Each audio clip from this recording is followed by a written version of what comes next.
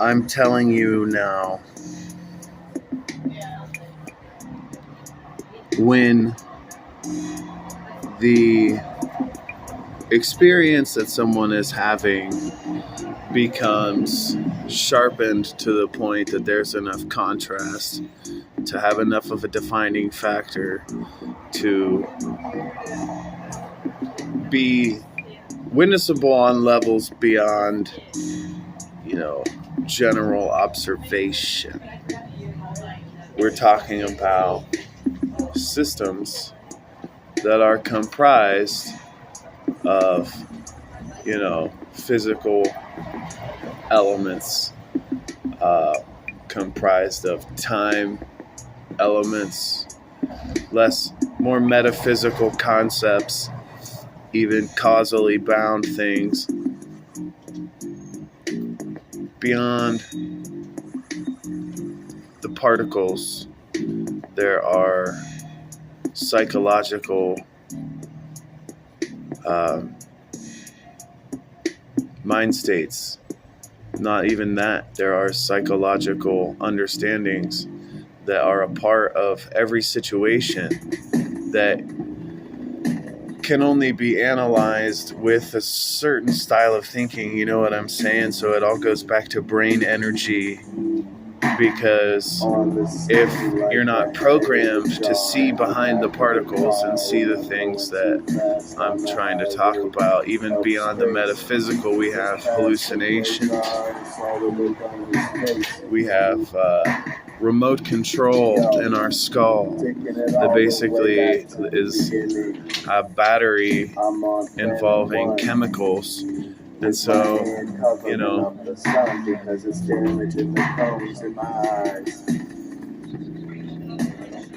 basically, I believe that any part of the universe is a representation of the whole universe, which is the holographic principle. And so you have to have framing, otherwise you're going to go from baby to dead without having anything beyond, a string of time and a bunch of memories and stuff. You got to get in there and look at what's really happening. The mental language has to evolve,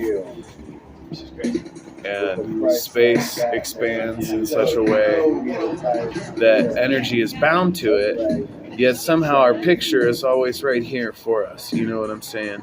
So the human mind has filters, and it also has funnels and stuff. You got to basically dial in your brain settings in order to see those things. I shoot the ball all net. She's all wet. I throw it in a small check. I'm thinking that psychedelics are the way to go. I'm thinking that you gotta find this Buddhist sort of spiritual connection with the universe. It can be Christian, it can be non-denominational, but you have to use your religious tools to actually tend to the garden and establish a relationship with the concept that you're trying to understand, whether it's God or heaven or any kind of spiritual thing like that, hell, I don't know, whatever you're into. So I believe that all those books, all those texts, the religious texts, even the Bible, throughout its bastardization by politicians, from the Romans to the Americans, King James, whatever have you. It's like, it's psychedelics is what they realized. And so the religion becomes a tool to get the person in the mind state where the psychedelics can actually give them a meaningful connection to something instead of doing absolutely nothing. And new information is definitely available because the nature of reality is constant change, constant change, which means there's never going to not be something to observe. So think in your brain settings to where they need to go, and you'll be able to witness hallucinations beyond light, energy not attached to the fabric of space-time.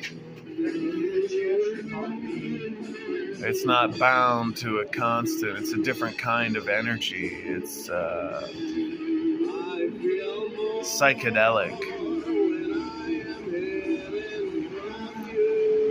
It exists beyond space-time because it's got visual representations that have interlocking mechanisms that would have to do things that would break the laws of physics in order to exist in 4D.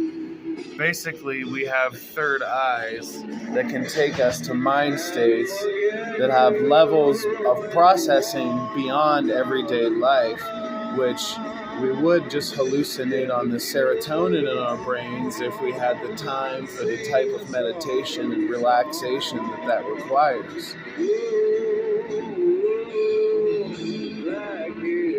Think of as many orbs as you can possibly imagine, and each orb contains the reflection of every other orb in it. And there's a stack going left and right, there's a stack going up and down, and the whole cube is just one position for the next net. You know what I'm saying? That's just the nature of existence.